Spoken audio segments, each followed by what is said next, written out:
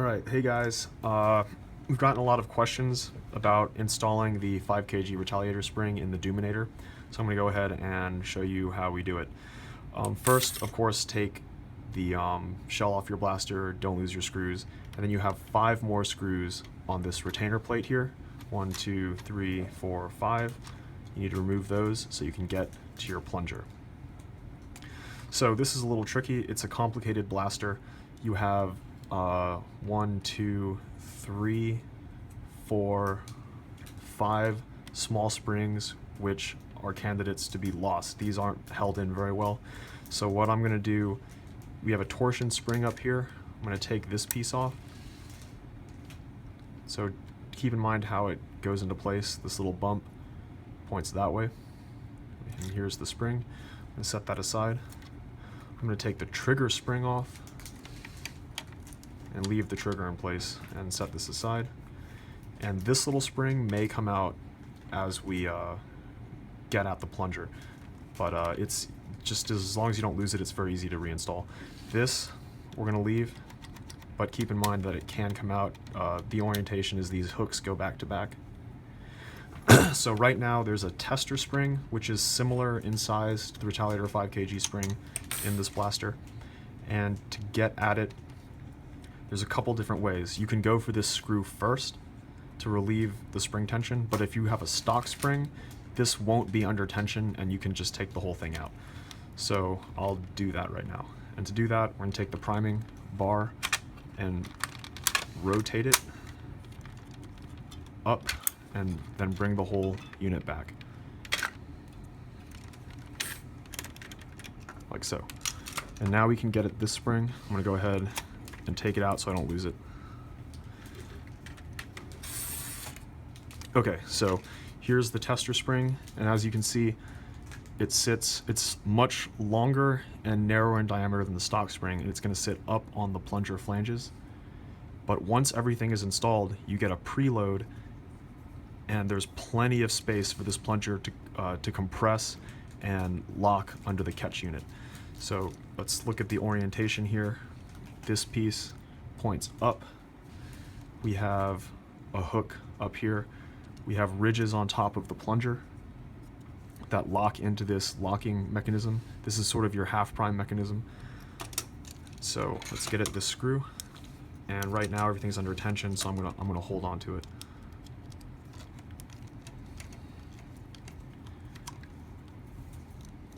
All right, that comes out. Set that aside. I'm gonna pull off this back piece. Set that here, and there's the plunger. So again, looking at the orientation, notice this points down, the spring's on top. We have these ratcheting grooves here that lock into this. This comes off. Taking off our tester spring and installing a regular in-spec 5 kg spring. So we've been using that tester spring quite a bit on here, and as you can see, there isn't much, or if any, damage to the plunger. So using those flanges to seat the spring works just fine, and over time shouldn't degrade the plunger. This plunger is pretty strong as it is. So what we're going to do is insert it through this lock piece that doubles as the spring retention cap. You can see it has these notches in here. Now you can install it upside down, so just make sure that these grooves, these locking surfaces, are oriented this way, so this spring-loaded piece can lock into them. So that goes down. I have to compress this because the spring is longer than the stock spring. This bit is going to be pointing up, like so. And we'll go for, get the screw in place.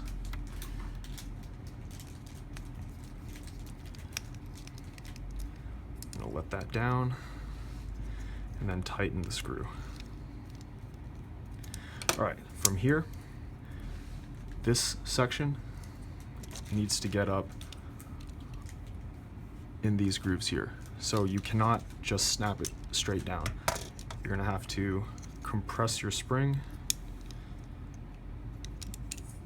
and then drop the the priming handle right on top, and then this will slide right in and hold it together.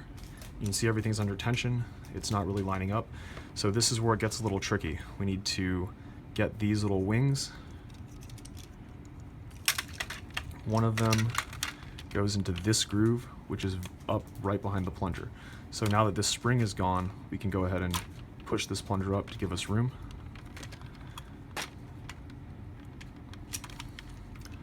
I'm going to put the top of the priming handle facing me so I can drop the plunger in. This section goes outside this frame, like so. Once we get about 3/4 of the way in, I'm going to rotate this priming handle section to the top.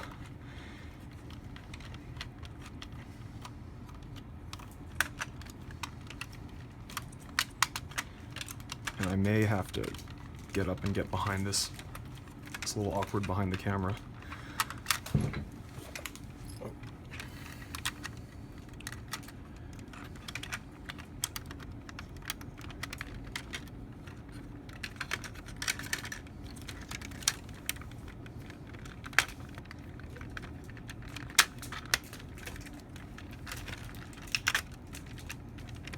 Okay, so now it's roughly in the right orientation, but we need to grab this piece and move it forward to get into its groove.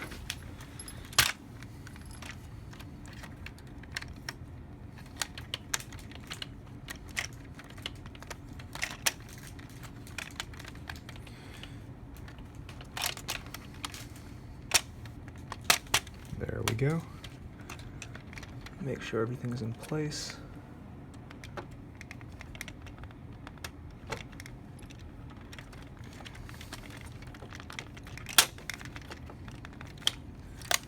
Looks like the priming handle is not in place just yet. There we go. Okay, there we go. Just had to let it rotate down. So now we have our plunger retainer and priming lock locked in the groove. This piece is up here.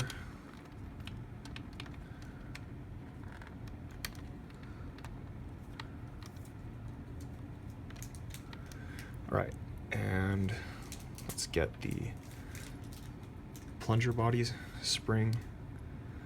I'm going to push back on the plunger and work this spring onto its post here, like that.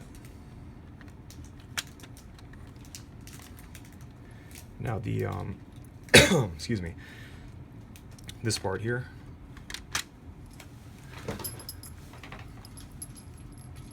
this is the orientation.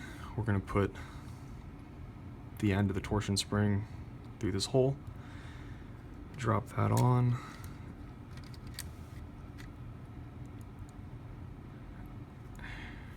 and compress it.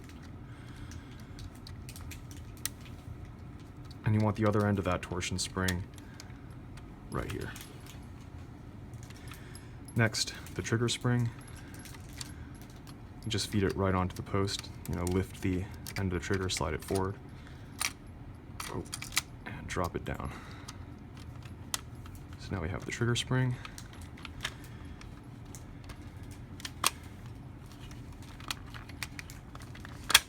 And now with everything in place, get your shell bits and then put the shell back together and test prime. So first things first, we'll get the retention plate on so everything stays where it's supposed to be.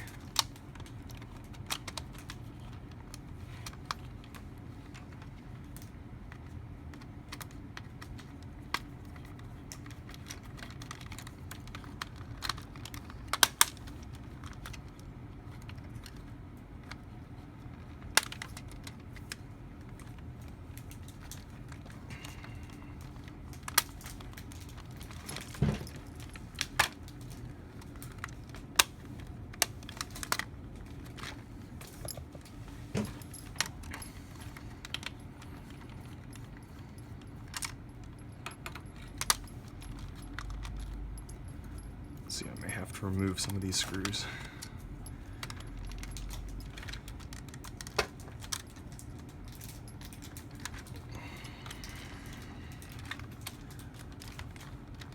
Okay.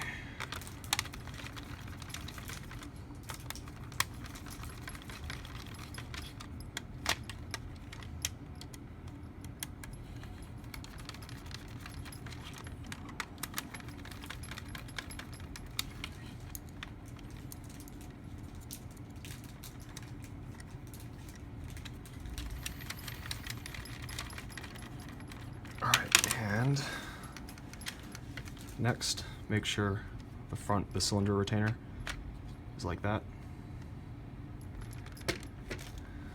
Take the various shell parts which may have come off during spring installation, make sure they're in place. This little decorative piece here.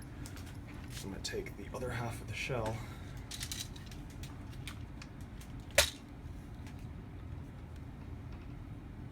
and drop that on. Make sure you got all your screws. And we're going to drop that into place.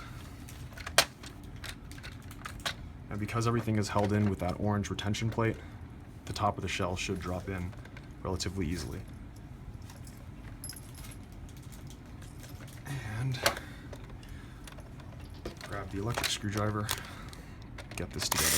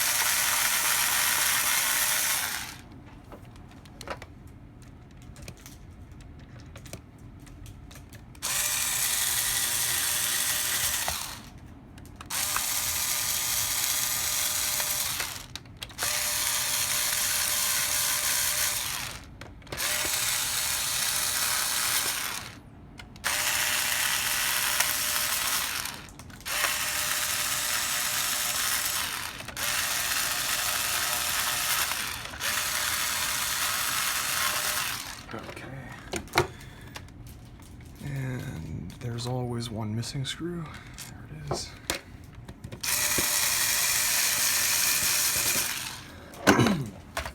All right, next, the priming handle.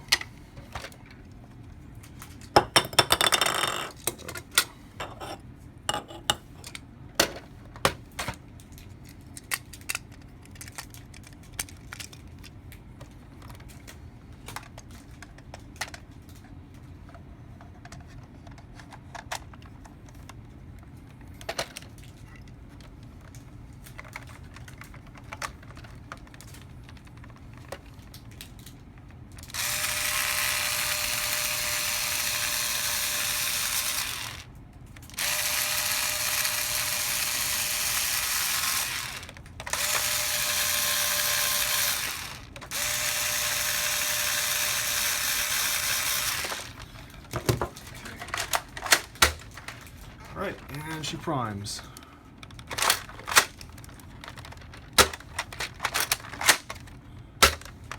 There you go. Function test. Oh, and there goes our screw.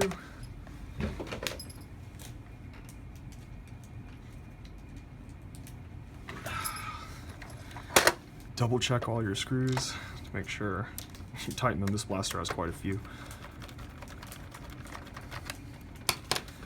So function test. See how the plunger's forward because it's under extra spring tension, but when you prime it, it moves back just like it would with the stock spring.